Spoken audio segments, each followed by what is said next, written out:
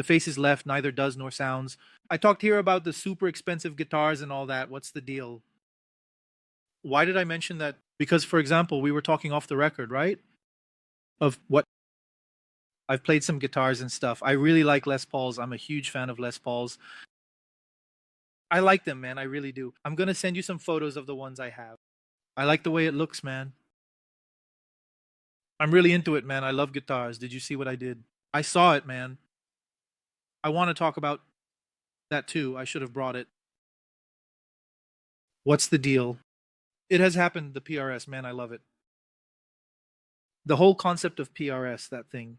I see PRS as the state of the art in guitar form. However, when I played one, I didn't like it, but what didn't I like? The feel of the neck profile. Yeah, nothing. What did you think? Very rounded. I found it very thick, and I like that slim tape type arm. Jackson, the Heroes of Jackson. Yeah, I like it, man. That neck is really nice. The Schecter too, man. It's really nice. And Bunnies too. Okay, and Bunnies. When I picked up the PRS, I just couldn't get used to it. Then I was like, man, what a disappointment. Because, damn, for me, the Custom 22, a single cut. Tremonti fans, right? Dude, Tremonti PRS, it's really good. When I picked it up, I played it. But it could be the profile of the one you picked up. It could have been the profile of the one I picked up. There's the 50 profile, which is a thicker neck, and then there's the 60 profile, which is a thinner neck. I personally, if I have to choose, I go for the 60. I grew up on Jacksons. You know, you've gotten used to it, right, man? I like that one, the 50. If I can avoid it, I won't buy it. But if it's really cheap, a Gibson with a 50 profile, brother, it's right in your face. I don't know, a tradition. Then it's worth it, right? Just grab it and learn to like it. As long as it's cheap, I'm not going to go pay 20 either. I tell you, if it has that neck, then... Now, man, the guitar is worth 20, and it's going for 8. The neck is thick. Give it to me. Yeah. Go ahead. I'm ready. I was surprised by the way you did it, but in the opposite way, I said. I bought a Fender custom shop. There's even a video on the channel recently, a custom shop 56. It's a 56, right? A custom shop 56, man. Thick neck, V profile, soft V. It's not the sharp V, it's that rounded V. Like the one from Dory Clapton, which is a soft V. That's it. Man. Yeah, like it. I like the price. I like this neck. I get what it feels like. I really liked her price because the person selling it to me was selling it at an emergency price for him. Okay, got it. It happens. Right. So, I like the price. For rare opportunities, I said, man, this neck, wow, seriously, man. But I've always wanted to have a custom shop, but this neck, I was like, you know. This neck, I know that feeling. You get it. I picked up the guitar. What a delicious neck, man. Wow, man, what a guitar. Guitar feels so good, man. I set it up. Man, what an absolutely wonderful guitar. I said, it can't be possible. If you watch the video, you'll see the kind of, no way, this thing is good. You know, and it makes me so mad that I have to sell this guitar because I don't have the cash to keep this thing here. Committed. You know, Fixed capital there, right, man? I sold the guitar. I quickly released the video there, and the guitar quickly sold. The owner is happy. He's with Lucio. Lucio is the guy who sends me the guitar and says, do what you want. He's the guy who trusts your work. It's Lucio. He's with him. Lucio is super happy. He's really happy with that guitar, you know? And, you know, he has one of the most enjoyable Fenders to play, which you will even agree with me, which is the American Standard. I agree. Is there a Fender Strat that's more fun to play than the American Standard? No. Because it allows you to have a perfect setup. It was one of my favorites to play. In the store, it has a nice little neck. You can adjust its tremolo. There.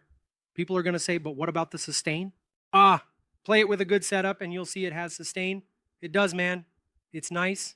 It's good, dude. And he has one of those that I think is more enjoyable to play than the custom shop because it has thicker frets. It has a thinner neck. The neck profile is way more comfortable.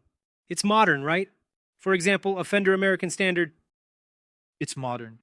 It's meant to deliver better performance. A Fender custom shop. It's supposed to be like it was in the 50s. So, it's not meant to be practical. It's not meant to be comfortable. It's not meant to be so adjustable. In fact, if you take, for example, the custom shop and the American vintage, I don't even know if Fender still makes the American vintage, but the custom shop, usually, when you look at it, has that bridge with 6 screws. It's that vintage tuning peg, not the die-cast one. It's supposed to be a recreation there, right? Dude, it's like it was in the 50s, just like the Gibson voice. The voice, it's the same deal, man. R9. What is the reissue of 1959? R7 reissue. 957. R7 reissue of 1957 has ARZ. There's the R0, which I really like, and the 60 with the neck ones. The R0 is crazy, right? Too good, it's bad. So, Gibson custom shopping. I don't have the courage. It's very expensive. I stick with the standards. I stick with the traditionals. I also like the classics. The classics are nice to play. You don't find many classics with the top that indeed looks like a mess, you know? Wow, the classics, they're more understated, right? If you take the traditional and standard, you get some eye-catching stuff. Yeah, man, there's something that Gibson does here. But like, the classic, it's tough to say this, but it's a good cost benefit because sometimes you can get a classic cheaper than a traditional and you have the same guitar there. Yeah, that thing about hearing with your eyes, right? Hearing with your eyes. Hearing with your eyes is that the guy who picks up a Gibson Studio with the 490-498, then he gets a standard with the 490-498 and says that the sound of the standard is better. I've seen it happen, man. I've seen it happen. And what happens when I was playing, I looked for a lot, man. Not to get stuck on the price of the guitar, and the series was kind of like that. Dude, let me grab it, let me play it, and let me feel it closed. That lets me feel anything about the thing. So it happened that I played the traditional, and I didn't find the neck a bit uncomfortable to play. And I get 50, right? So I got one back then in 2000, and it was from 2014, that 120th anniversary model from Gibson. So I actually got one, I got a Studio Pro, which was specifically a line that Gibson, the renowned guitar manufacturer, made.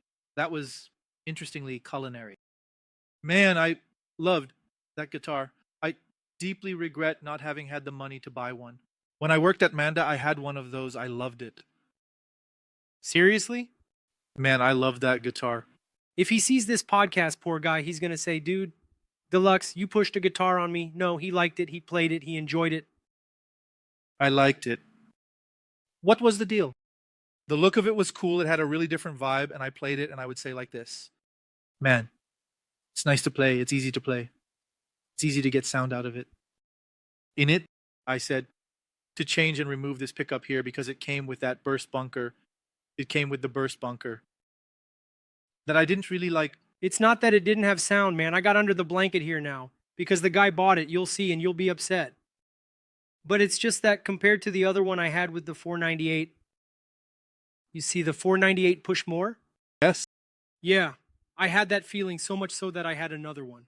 Gibson now, I had a Deluxe where I took out the burst bunker and put in the Onyx 2 Pro from Slash. Then it sounded amazing. It's going to come out on the channel. It turned out crazy, but I'm going to tell you too.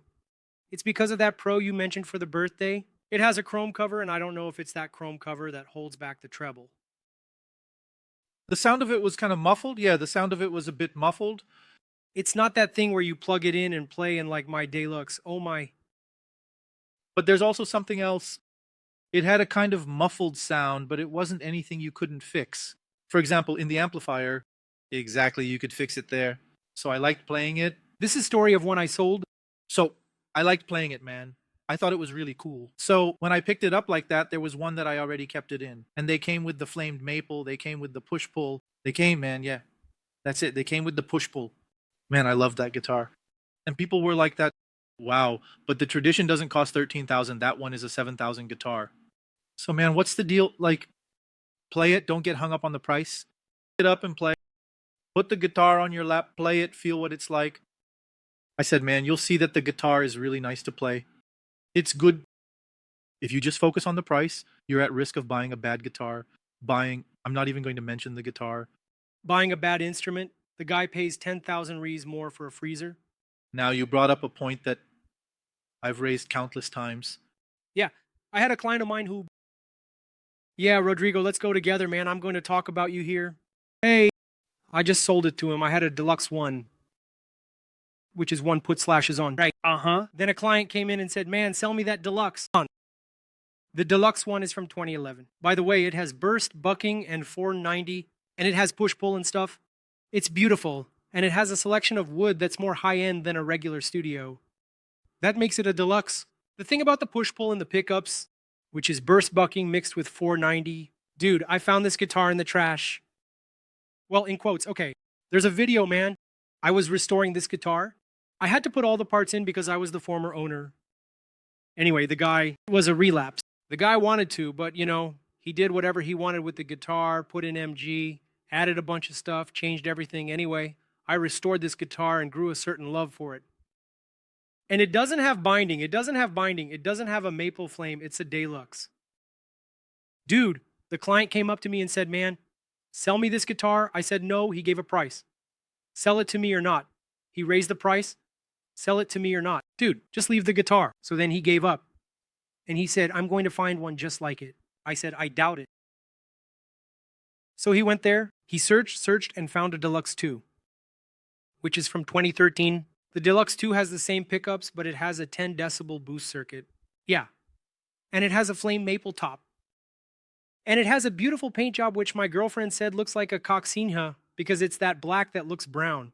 Oh, yes, yes, yes. When she picked up the guitar, she said like this. Wow, you bought a guitar that looks like a coccinha, man. It comes with the coccinha, the guitar. Anyway, then he bought it. This client of mine bought the Deluxe 2, which was my guitar, but evolved with a flame top and stuff. All right. Not much time passed. Hey, Matheus, I'm going to need to sell the guitar, man, Oxy. He said, really? I said, yeah, man. I'm going to need to pay for something. It costs so much. Pay me for this. Way less than the guitar is worth, which is yours. Send it. It's not about how much it costs. It's about how much per month, right? So I bought the guitar and then I was like, right. Well, there's the Deluxe 1 and the Deluxe 2. You know that thing about having a touch, right? What do you want? I said, cool. A client of mine came in and then Rodrigo showed up, right? I kept the guitar 2 years. I never made a video about this Deluxe 2 Pro, man. I never did it because I got it for myself, not to make videos. So the intention was to keep it.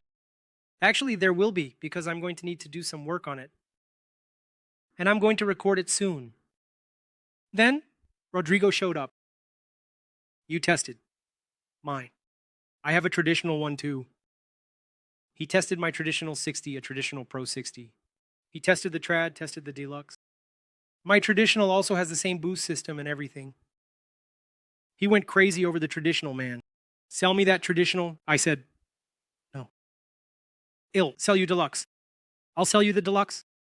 I said, hey man, you just don't have the freezer, but it's 10,000 reais less. No freeze, but it's the same guitar. Why don't you sell me the traditional? I said, why not? Because it's mine. I'm also going to record that traditional there. I bought an opportunity, man, look. Cool, so I'll sell you the Deluxe. He bought the Deluxe 2. Then a week went by and he said, man, it's no use. I want one with a freeze. He went for it. He just bought a very traditional, beautiful house because of the freeze. Because of the freeze. And I'm to say the guy is wrong. The guy works really hard. He wakes up early. He does everything he needs to do. He delivers what he needs to deliver, you know. He gets his salary and he does whatever he wants with his money. I can't just come out and say it, even though a lot of people are watching. The guy is an idiot. Dude, let the guy be. He works. He's happy. Some people spend money on little things, so it's all good. The one with the freeze is really beautiful. Yeah. That's true, right? It's true, man. True. But you know, it's that thing. I think the guy definitely has to live, man. Work to do what he wants, man. I agree. You're doing your thing over there, right? Brother. Yes, nothing is more fair than you. Foreign to reward yourself a little for the work you're putting in. Yeah, of course.